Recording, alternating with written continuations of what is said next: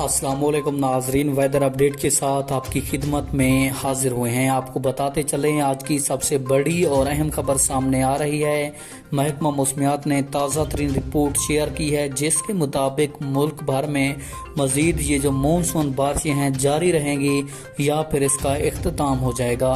तो मैं आपको मुकम्मल तफसील के साथ आगाह करने वाला हूँ इसी छोटी सी वीडियो में, लेकिन उससे पहले वीडियो को लाइक और चैनल को सब्सक्राइब लाजमी कर दें ताकि आपको हमारी नई वीडियो सबसे पहले मिलती रहे। तो आपका कीमती वक्त ज़ाया किए बगैर बढ़ते हैं वीडियो की जानिब।